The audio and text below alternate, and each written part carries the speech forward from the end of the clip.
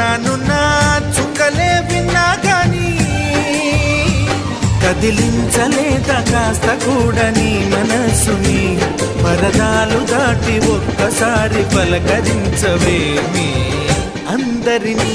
ఇలా వెంటపడి అడగాల సరదాగా నువ్వే ఎదురైతే సరిపోదా నిద్రపోతున్న రాత్రి నడిగా గుడికి చేరిన గువ్వల నడిగా